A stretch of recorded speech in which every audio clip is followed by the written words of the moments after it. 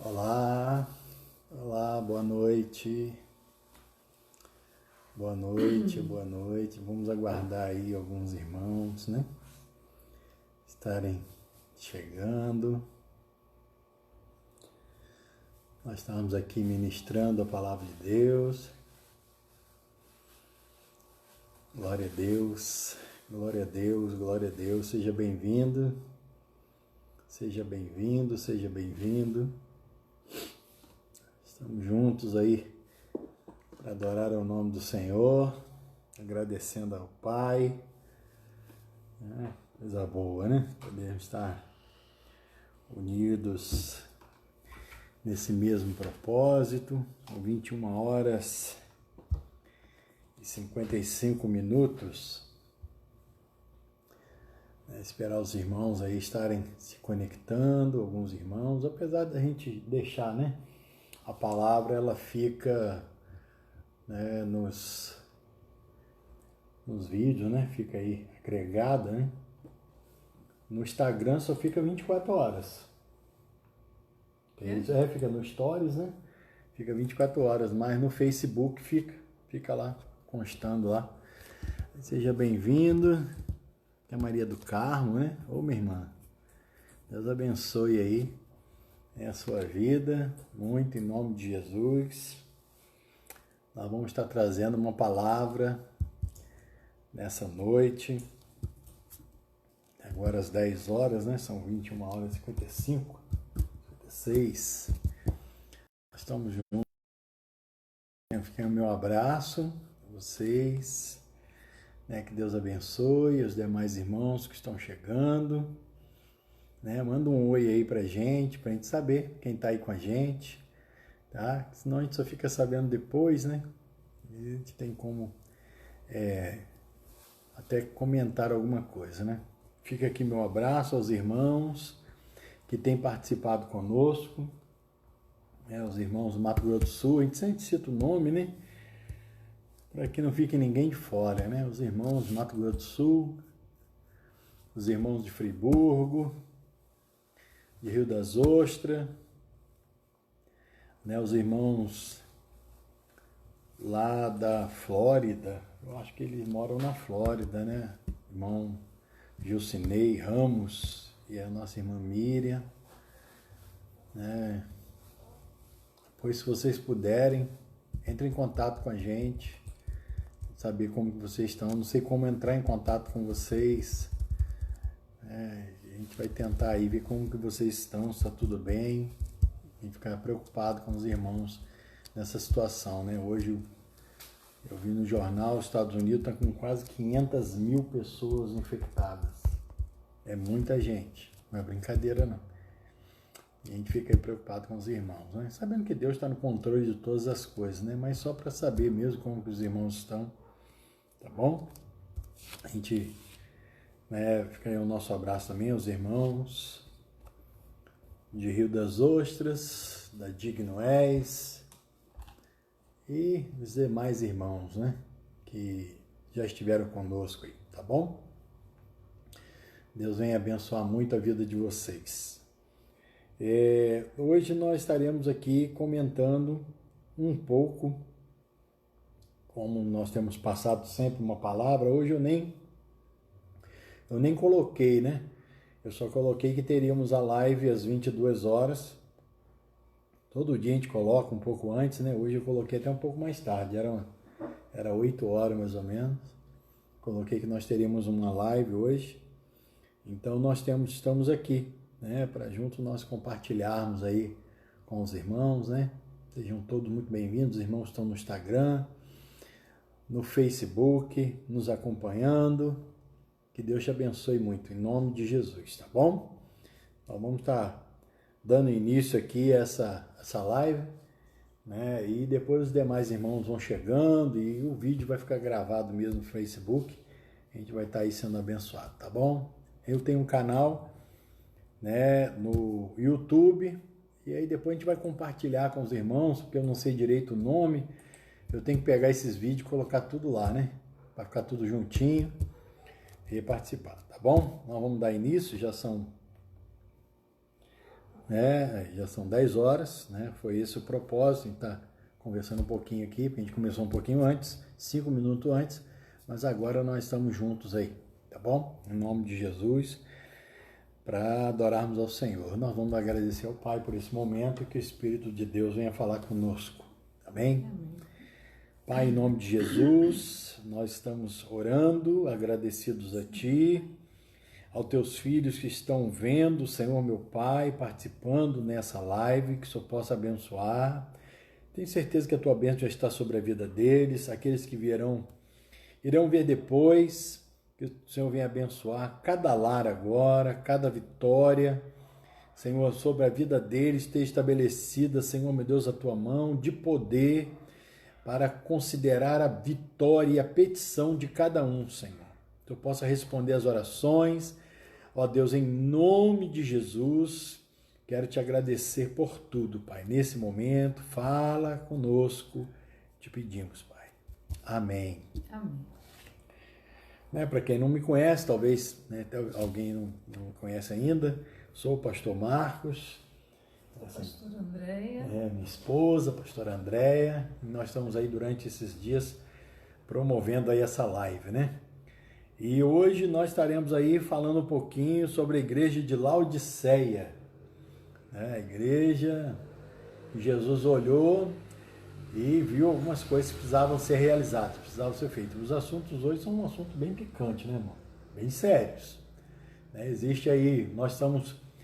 na época, né, existiam essas igrejas, né, na época, elas tiveram a sua época, né, do momento em que Jesus disse ali para João escrever, e essas igrejas vieram durante os anos também, né, durante épocas, veio sendo aplacadas nas gerações, e hoje nós vivemos ela também, tá? Todas elas, estamos aí vivendo cada parte. Só que hoje o que nos chama mais atenção, né, pelo decorrer da história, é a igreja de Filadélfia, né, que foi até comentado ontem, e a igreja de Laodiceia. Essas duas igrejas hoje vivem juntas, aguardando o momento em que o noivo virá buscar a sua noiva. Né? Glória a Deus por isso. E nós vamos estar aí participando dessa bênção aí nessa noite. Amém? Vou passar aqui a palavra à minha esposa. Ela vai estar fazendo a leitura e a bênção sendo abençoada aí, cara.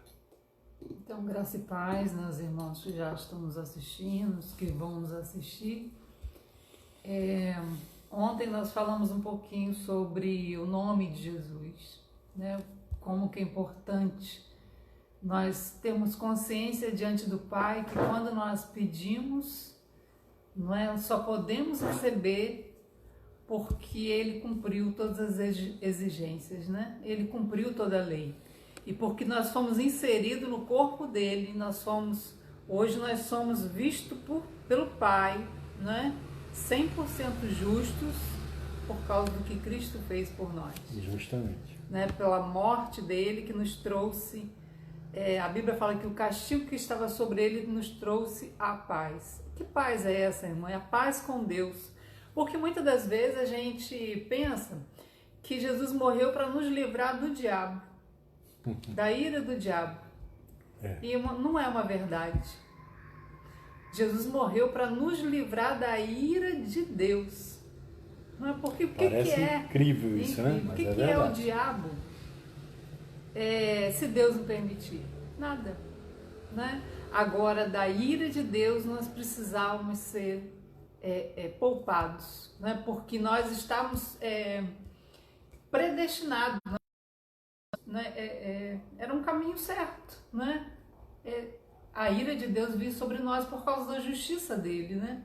Então, por isso que hoje, quando nós vestimos a justiça de Cristo, nos revestimos da armadura de Deus, não é? Porque às vezes a gente pensa que a armadura de Deus é só para batalha espiritual, não é? E não é só para isso, né? A armadura de Deus é para que quando o diabo, né, vai diante do Pai te acusar, ele olhe, né, a armadura de Cristo sobre você, né, que é o capacete da salvação, a couraça da justiça. Essa justiça não é a sua, né? Nós falamos um pouquinho nisso Verdade, ontem. Se você não verdade. viu a live de ontem, né? Tá aí gravada. Tá, só procurar aí, né, Pastor Marcos, no Facebook, né? Você pode procurar lá a live de ontem, que nós falamos muito sobre isso aí, muito forte. E Deus te livrou, né? Jesus nos livrou através da sua armadura, né? Do seu corpo, né? Da ira de Deus. Então hoje a ira de Deus não pode vir sobre a sua vida. Né? Nós vimos para a igreja de Filadélfia a promessa, né, de que ela seria poupada da hora da provação. Né? O versículo, né? Deixa eu achar aqui o versículo para a gente não ler, ficar só nas nossas palavras, né? Mas a promessa de Jesus para a igreja, porque nas igrejas é o próprio Cristo escrevendo as igrejas, né? Não são palavras de apóstolos, né? Mas a palavra do próprio Cristo dizendo para João, né? E quando Jesus disse para a igreja de Filadélfia, porque ela não negou o nome dele, né? Ia livrar ela da hora da aprovação que haveria de vir sobre o mundo inteiro. Nós falamos que nós já estamos vendo essa aprovação. Nós já estamos vendo o início, né, das dores de parto. Né? E a promessa para a igreja de Filadélfia, né, que significa amor fraternal, é justamente isso. Por que essa igreja recebeu esse nome? Porque Jesus escolheu justamente por causa do nome, do significado do nome dela, né? Porque o fato dela crer, né? Crer que ela é justificada somente pelo sangue de Cristo, né? Faz com que ela não negue o nome de Cristo. Nós vimos várias situações que nos levam a negar o nome de Cristo, né? E não é só o pecado. E o pecado também, mas não é só ele, né? E nós vamos ver hoje sobre a igreja de Laodiceia, né? A igreja que Jesus disse que vai vomitar ela. Meu Deus. Então, o que Jesus... vale a pena a gente prestar atenção o que Jesus disse para essa igreja. O que ela tinha, a forma como ela se portava, né, para que Jesus chegue a esse ponto de dizer que vai vomitar ela da sua boca. Ou seja, ela era como água morna, né? Porque Laodiceia era uma cidade em que a água chegava através de dutos, né? Sim, sim. E chegava morna. E você vê que uma água morna ela te causa náusea, né? Ânsia de vômito. Então, até mesmo por causa dessa situação geográfica de Laodiceia, Jesus disse, né, essas palavras, né, que iria vomitar essa igreja. Mas vamos ver o que essa igreja, o que Jesus disse para ela, para a gente não se enquadrar nessa igreja hoje. Né? Porque a gente muito tempo comentou com os irmãos, às vezes, né, comentava com estudos bíblicos. Quando se fala das igrejas, quando se fala dessa situação, né, porque Jesus vai vomitar, né, um povo, né, porque quando fala igreja, fala de um povo. A gente fica naquela expectativa, meu Deus, eu estou lutando para não fazer parte de estar enquadrado dessa situação. Mas aqui a gente pode ficar tranquilo, que a gente vai observar, né, muita coisa que hoje a gente vê esse texto e entende uma coisa: a partir do momento, guarde isso no teu coração, a partir do momento em que você crê, né, por fé no sacrifício de Cristo, né, por sua vida, e a sua vida hoje é vivida por fé e não por tudo que você faz, né, pode ter certeza que as coisas estão muito bem. Por mais que você erre, por mais que algumas coisas você tente fazer e não consiga, entenda bem, né? Jesus não é para você essa palavra, tá? Então, vamos aí ao texto aí, meu amor. O próprio nome Laodiceia já traz uma ideia do que essa igreja ela era firmada, né? A palavra Laodiceia significa justiça do povo, né? Se nós formos olhar para hoje, o que a nova aliança diz? Ela bate muito contra a justiça própria, não é? A justiça que a gente acha que pode merecer algo de Deus por nossos méritos. Ou seja, né, ontem nós colocamos isso: jejuei, eu orei, por isso eu mereço. Então isso não é favor imerecido, você mereceu. Trabalhou, né? Você trabalhou para isso, trabalho, né? Então, ou ao contrário, eu não jejuei, não orei, né? Eu não fiz o suficiente, por isso eu não mereço. Então, os dois extremos, não é? Ele se retrai achando que não merece, o outro já vai para o lado da justiça própria. Acha que merece. Ou seja, eu fiz, então eu mereço.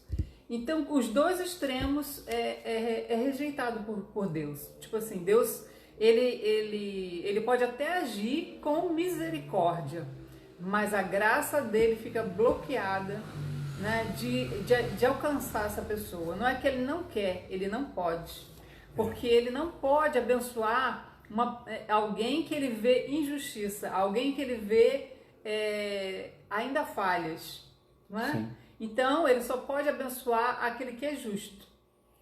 E a Bíblia diz que não há nenhum justo sequer. Aí é que né?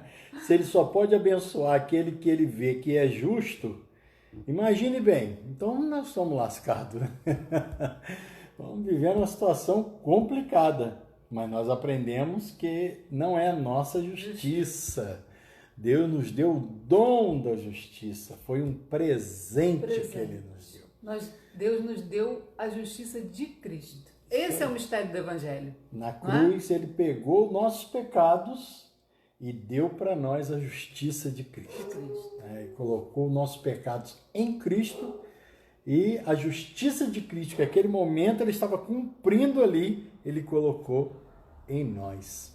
Meu Deus. Por isso, a armadura de Deus faz parte do quê? A couraça da justiça. Quando o diabo vem contra você, você tem que ter noção dessa couraça, que não é a sua justiça. Isso aí é interessante, né? Mas a justiça de Cristo. Porque se falam muito que Paulo disse, deu uma interpretação, é a couraça, vamos dizer assim, é o tipo de uniforme, né, que os romanos usavam no exército para se defender. Se fala muito bem em teologia prática sobre isso, mas o entendimento disso é justamente voltado para a graça, né? Couraça da justiça, olha que coisa tremenda, né? Eu fui pego agora pelo Espírito, assim, me deu um clique aqui no meu coração, no meu espírito, né? Mas a graça da faz justiça, essa coisa, né? Fala, puxa, mas eu nunca...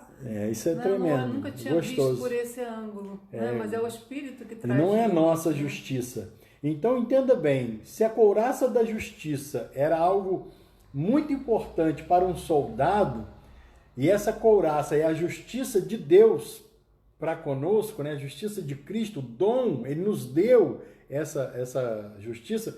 Então, quando não estamos entendendo, né, esse dom gratuito, né, a gente fica desarmado, fica exposto. Porque o adversário, ele, o tempo todo, ele está te acusando, ele está te condenando, ele coloca em você um sentimento como se fosse você mesmo sentindo, né, de inadequação, né, um sentimento de que eu não estou fazendo o suficiente, eu não faço certo, não é? Eu ainda preciso fazer mais. Mas isso não é só uma percepção natural da pessoa, não. Isso também vem de encontro a ela, palavras. Sim. Todos, sempre, né? Ó, você está bem, mas você precisa melhorar, né? Você está bem, mas você precisa melhorar. E sabe o que acontece? Aquelas áreas que a gente passa muito tempo na nossa vida e elas não mudam, a gente chega à conclusão de que não somos capazes de mudar. Uns saem, né, vamos dizer assim, do templo, né, do prédio, a gente chama igreja, uns saem e outros ficam ali, lutando dentro daquela situação dia após dia.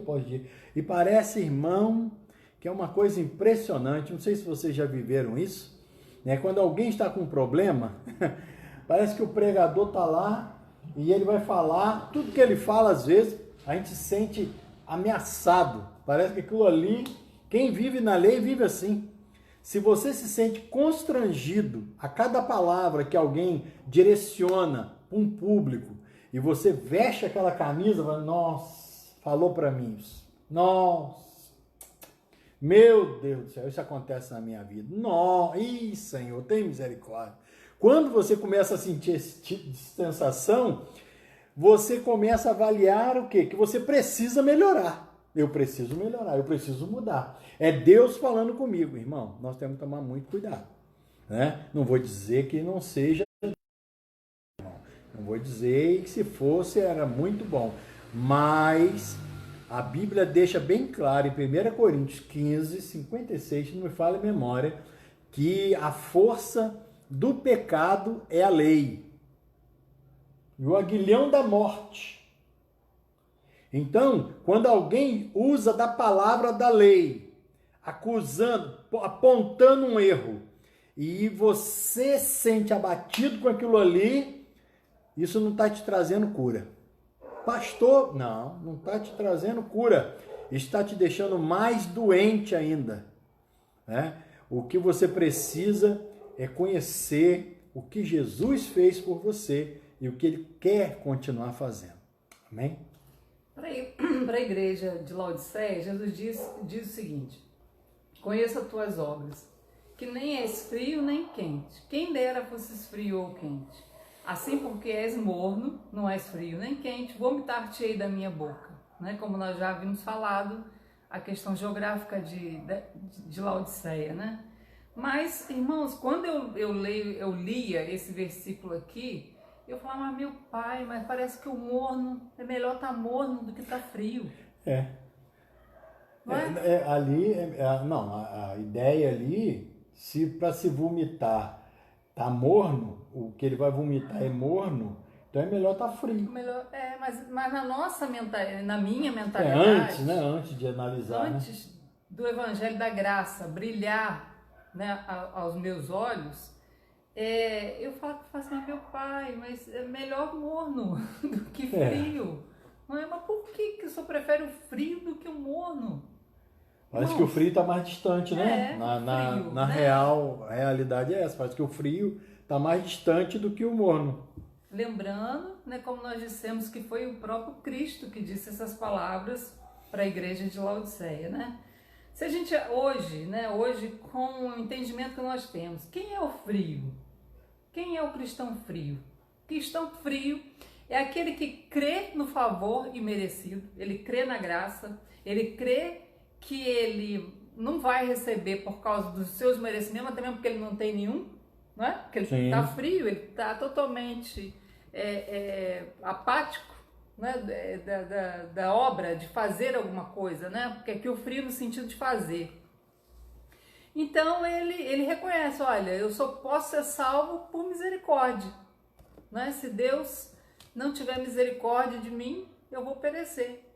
Então ele, na verdade, ele reconhece de que ele não é capaz de receber a salvação, ele não tem méritos para isso. Então por isso que qualifica ele melhor diante de Deus, né, aos olhos de Jesus, do que o morno. Agora, e esse morno? Quem é esse morno? O morno é aquele que pensa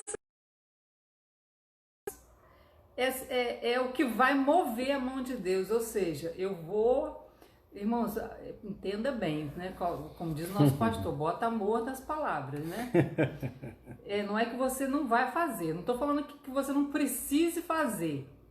Deus vai olhar a intenção do seu coração, porque aqui ele elogiou. Você vê que lá na igreja de Filadélfia, eu conheço as tuas obras, ou seja, o cristão que é quente, ele tem boas obras, ele se dedica à obra de Deus, mas ele entende que não é aquela obra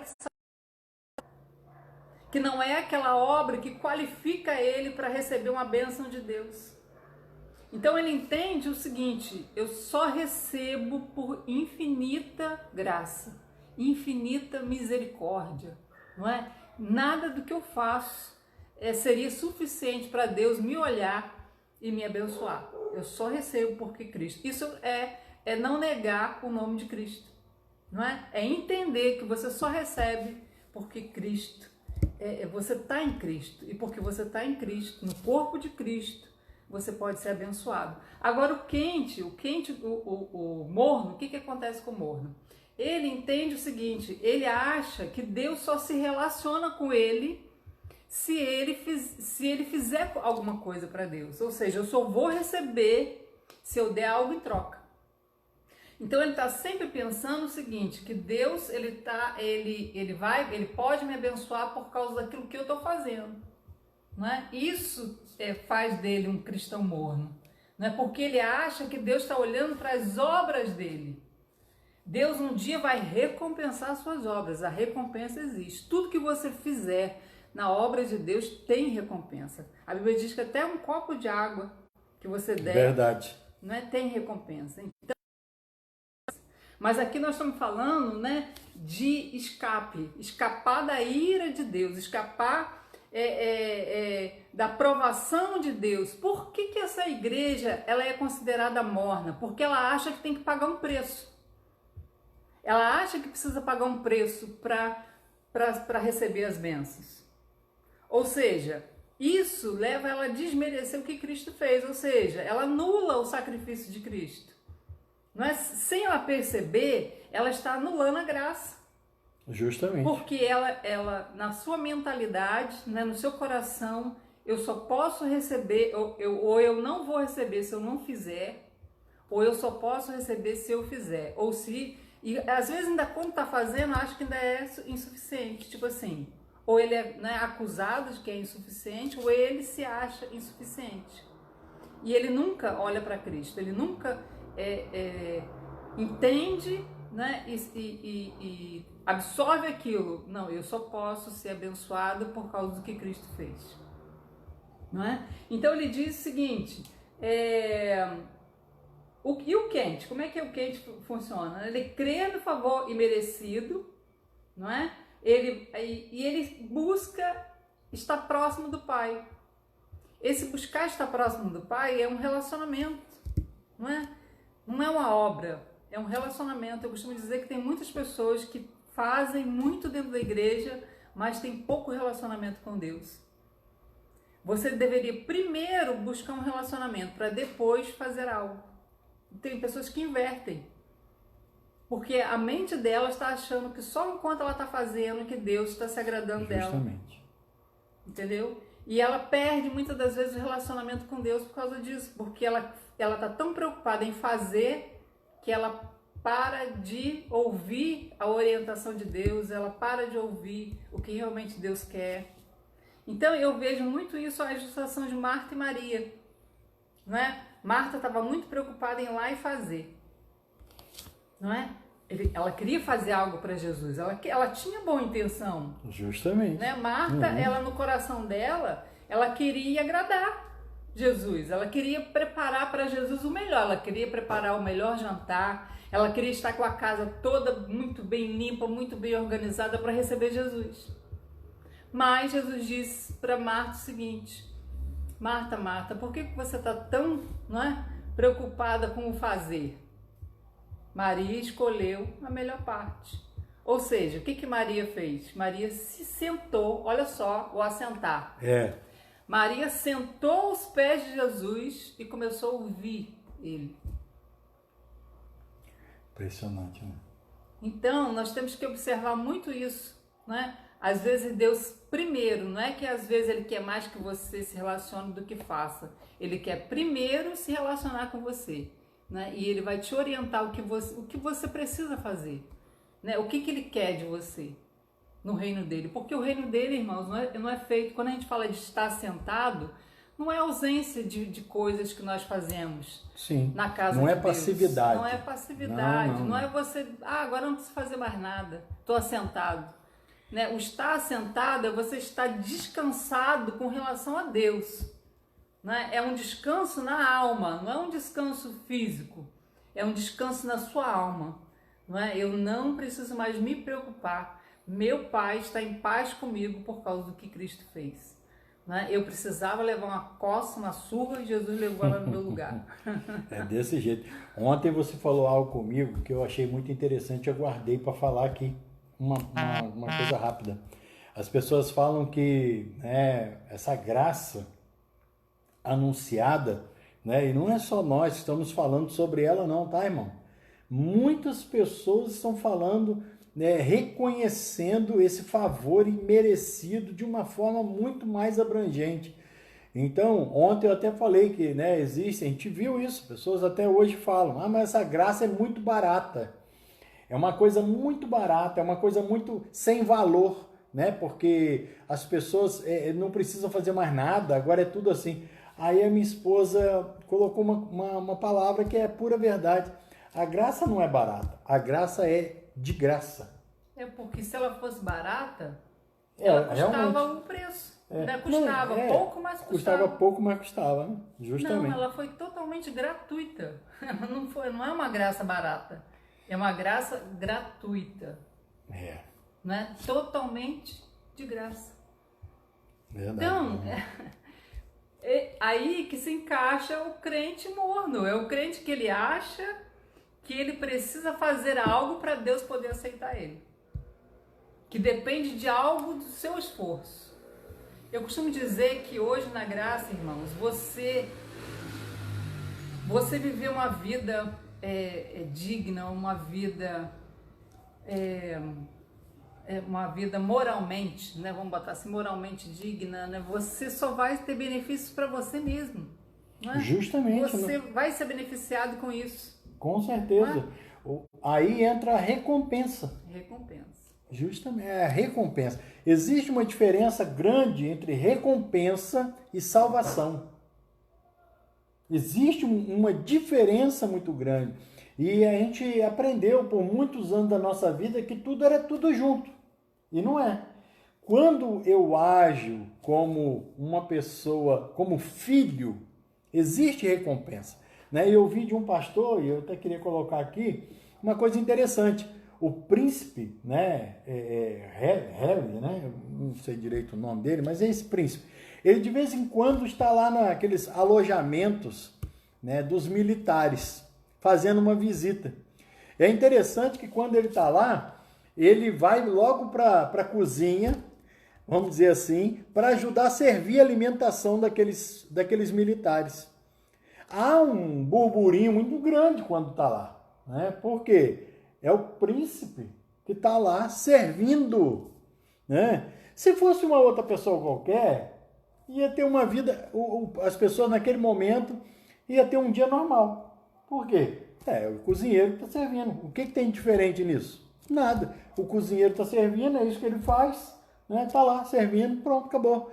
Agora, um príncipe servindo dá um destaque. Epa, tem alguma coisa diferente. O príncipe hoje está aqui nos servindo, né? As pessoas que são servidas pelo príncipe ficam até, né, alegres com aquele momento. Há um júbilo naquele lugar. Por quê? Porque as pessoas veem o seguinte: poxa, o príncipe está me servindo. Isso significa que ele se coloca numa posição inferior. Não é assim? Quem serve não está numa posição inferior daquele que é servido? Pensa bem na cabeça das pessoas que são servidas por um príncipe. Eles olham dessa forma. É igual a gente hoje, irmão. Nós somos príncipes de Deus, princesas de Deus.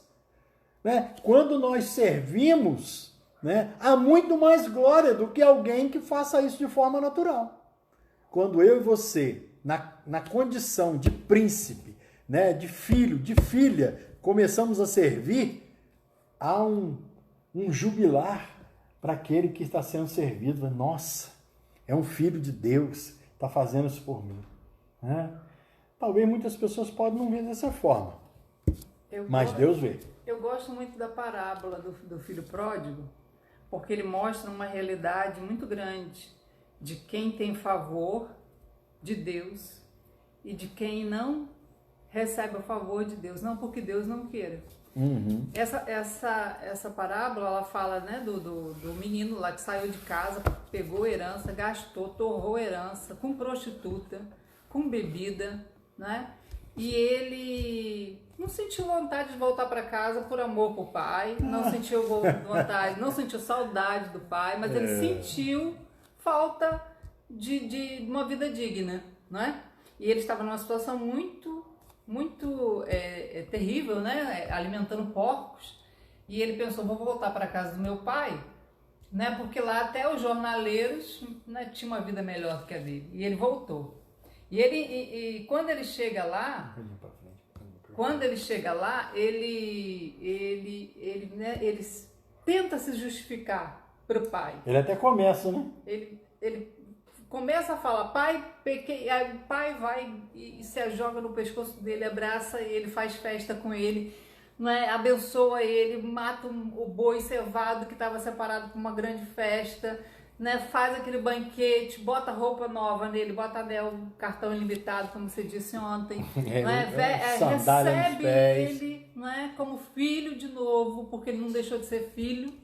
Ele estava ele estava impossibilitado de usufruir das coisas do pai, porque ele se distanciou. Não foi o pai que se distanciou dele, ele se distanciou do pai. Ele não deixou de ser filho por causa Mas disso. não deixou de ser filho.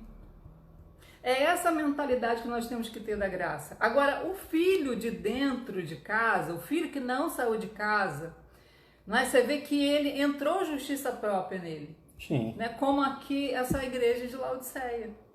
Né? Entrou mornidão no coração dele. Ele disse, poxa pai, esse tempo todo eu estou aqui, não é, trabalhando para você, né? Tô dando o meu melhor para você e você nunca me deu um cabrito. Ó, o nosso leão. Leoa. Você nunca me deu um cabrito para me fazer festa com meus amigos.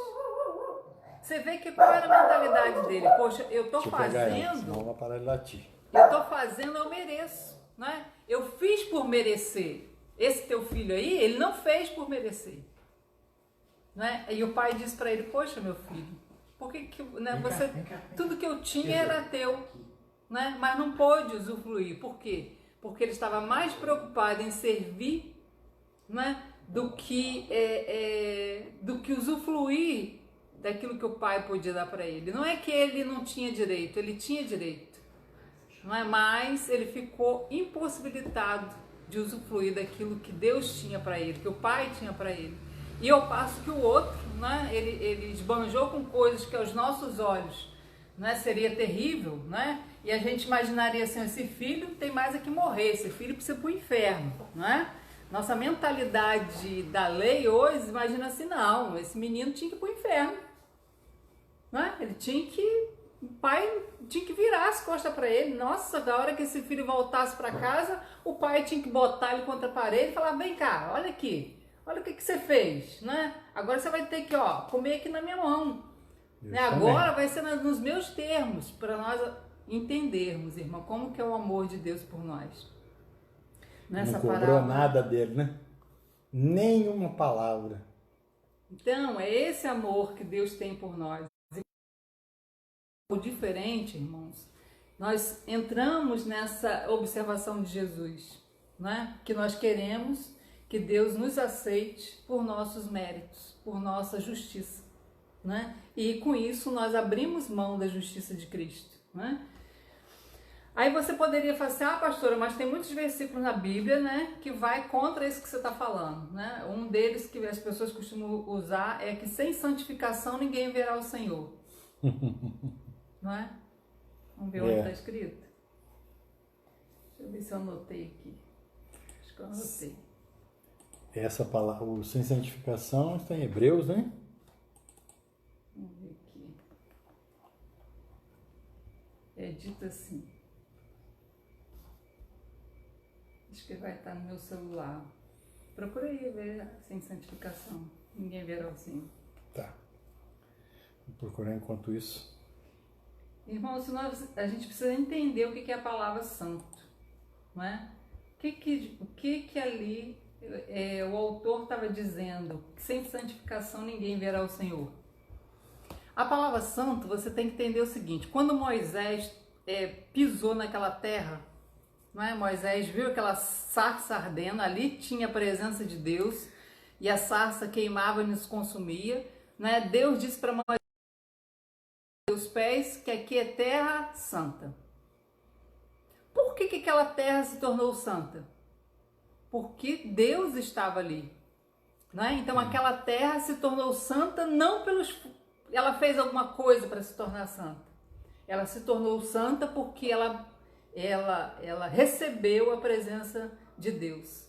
Então aí, a partir daquele momento, aquela terra era santa. Hebreus 12, 14.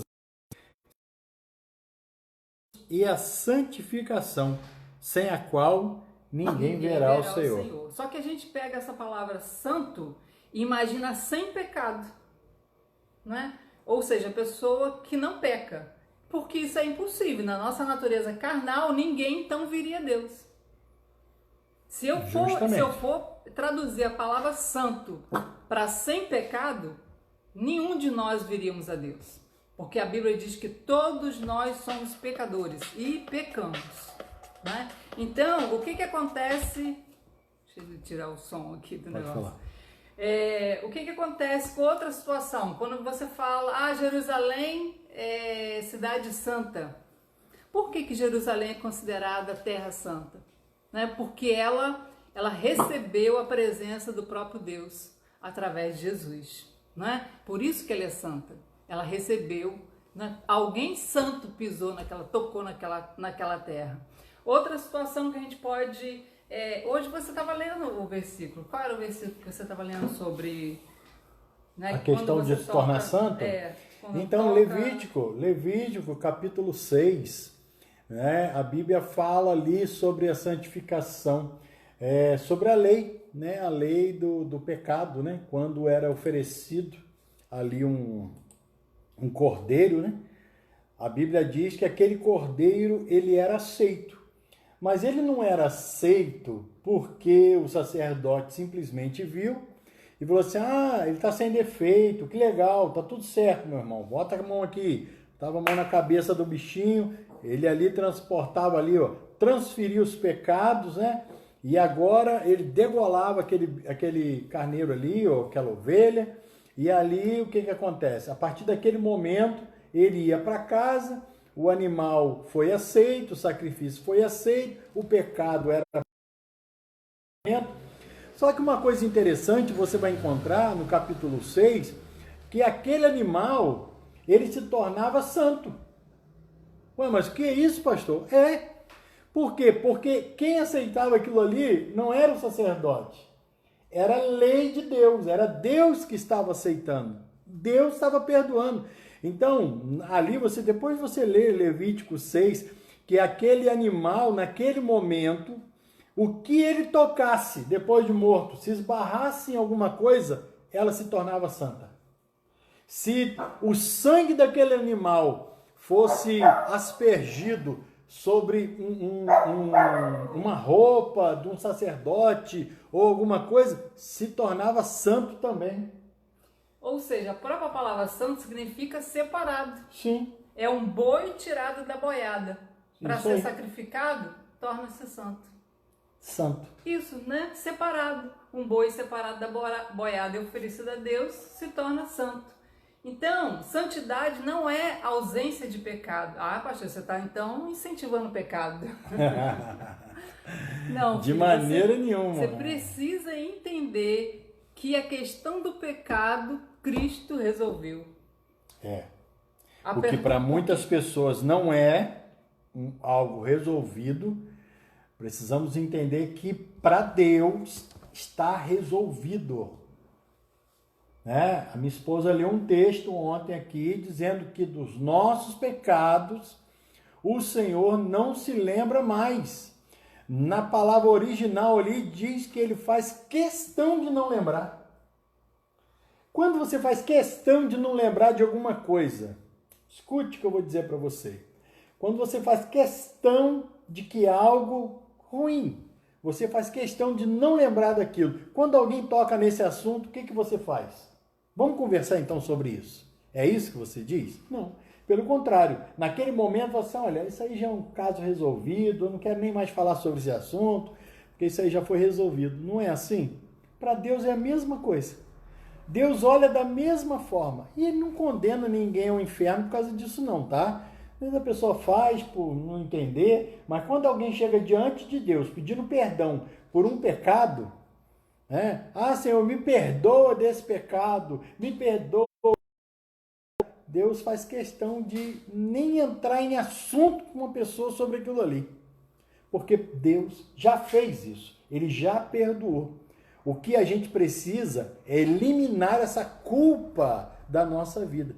O que é muito mais difícil de fazer quando a pessoa está vivendo aquela situação.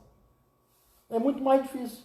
É muito mais fácil para mim, para você, para alguém que não está vivendo, vamos dizer, uma situação de adultério.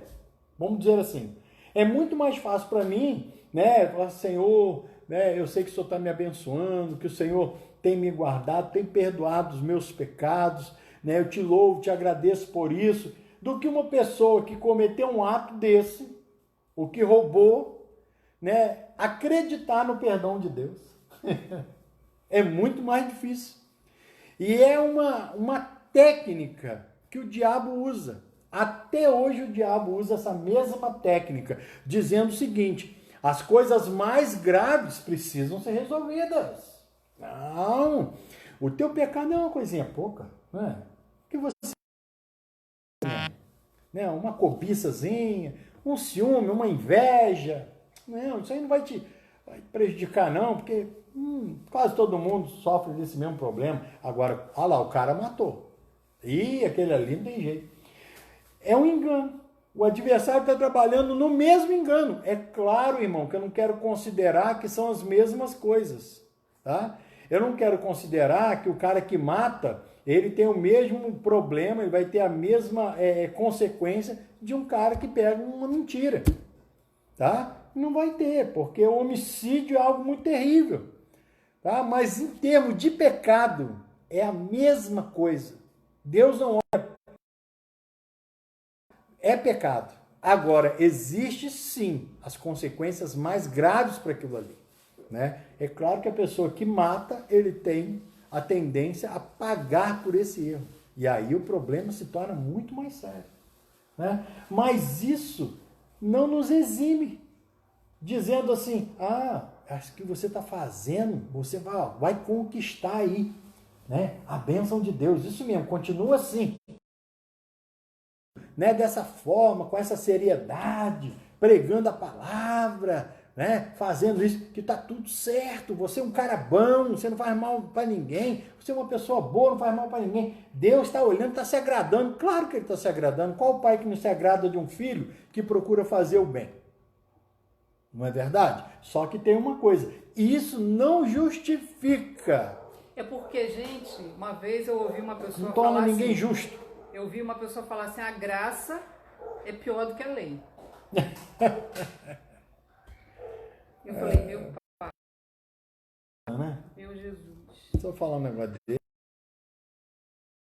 A graça, ela diz o seguinte, Jesus diz a Deus, se você, na lei, se você adulterar fisicamente, não é? Você pagaria por aquele crime. Naquela época era Pedrejado. Agora, Jesus disse assim, se você intentar no coração, cobiçar no coração uma mulher, você já adulterou com ela. Pensa bem, se não é a mão de Deus trazendo aí O que Jesus quis mostrar para ele, filho? Não tem jeito. Se você sentir vontade no coração, é a mesma coisa que você tivesse praticado. Diante de Deus, é a mesma coisa. Então, tanto você que pensa no coração, imagina no coração, quanto aquele que pratica, os dois estariam indo para o inferno do mesmo jeito. Era isso que ele queria dizer, né? Mas, por isso que ele precisou morrer a nossa morte, porque não tinha jeito pra gente. Sim. Não tinha escape, porque quem nunca, quem em momento nenhum passa o ciúme, a inveja, o rancor no coração e Deus não vê o coração? Com certeza. Não é? E aí, então, a gente pega e caracteriza o pecado só como coisas praticadas, como coisas físicas, né? E grande. Ao nosso padrão de julgamento. De julgamento. Coisas grandes. Padrão de julgamento. E a gente imagina o que está no meu coração, o que está no meu coração, né? Eu não pratiquei, o diabo não viu, né? Tá tudo certo. Lembra que eu te falei que Jesus precisou morrer para te livrar da ira de Deus, não é da ira do diabo. Não é? É da ira de Deus. Então a intenção do teu coração, Deus está vendo. E você teria que ser julgado por essa intenção. Nossa. Olha como que a coisa é grave. Justamente. Então teria Muito jeito para alguém? Não teria jeito para ninguém, irmão. Ninguém. Jesus veio demonstrar justamente que isso. Não tinha jeito. Ele não veio falar assim, a situação é muito mais grave do que vocês pensam, então já era, para vocês acabou. Não. Ele veio mostrar justamente que a situação é muito mais séria, né, diante de Deus, é muito mais séria diante do Pai. Por isso que ele estava ali, justamente para solucionar essa situação. Para dizer, olha, aos olhos dos homens, Não tem como. Até que se você conseguisse praticar o que a lei ordena, o que acontece? Você não conseguiria. Por quê? Porque existe a intenção do coração e Deus estaria olhando da mesma forma. E teria que te condenar. Teria que condenar. Meu Deus, tem misericórdia. Antes da graça, né, iluminar o meu entendimento, eu ficava assim, tinha coisas, né, que do meu sentimento, da minha natureza carnal, que eu lutava, né, e eu ouvia uma mensagem, não, agora eu vou conseguir, vai acontecer e eu não vou subir, eu preciso me ver livre disso, eu vou parar, parei. Só a intenção do coração, não era nada físico, praticado na carne, fisicamente não, coisas de intenção do coração. Tá caindo já. Então, o que acontecia? Eu tentava com todas as forças e não conseguia. Eu me via, né, no mesmo pensamento, no mesmo sentimento. Né? Até o momento que eu entendi que era por favor, por graça, por crer. É porque eu criei. Aí essas coisas perdem. Aí começou a perder. Perdeu a força. Porque daquele pecado era a lei. Né? Quando Justamente. eu entendi a graça, aquilo perdeu o sentido, perdeu a força na minha vida. Né? Então, o que é ser santo? É ser separado. Porque ser santo é onde a presença de Deus está. A Bíblia não diz que o Espírito Santo habita em você? Então você é santo. Aonde o Espírito Santo de Deus está, né, se torna santo. Então, você é santo por quê? Por causa da presença de Deus que você carrega, por causa da presença do Espírito Santo na sua vida, né? Aonde ele habita. Deixa eu só ler aqui, para me encerrar aqui, né? O tempo passou muito rápido. Meu Deus do céu, a gente vai ter que voltar amanhã de novo com esse assunto. Vamos segurar aí para a gente voltar amanhã. Só para colocar para você, olha, o aguilhão da morte é o pecado, né? 1 Coríntios 15:56, como eu disse.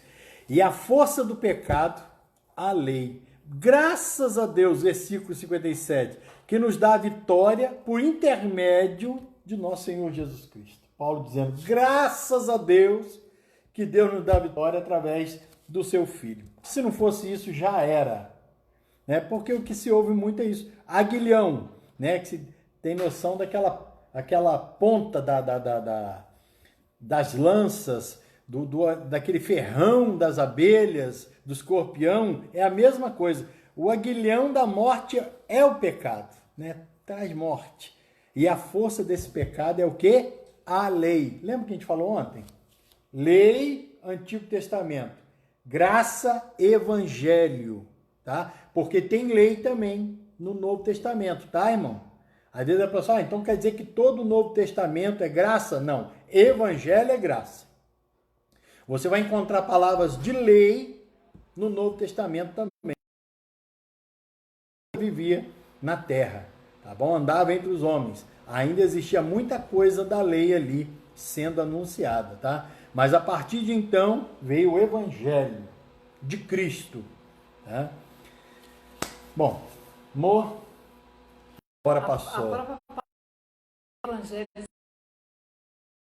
boa. 48 minutos. Quando nós pregamos o Evangelho, você está pregando uma boa notícia, boas novas. Vou dizer para você que você vai para o inferno por causa de um erro, não é? Mas de jeito nenhum. Que você, né? E não teria condições de chegar até Deus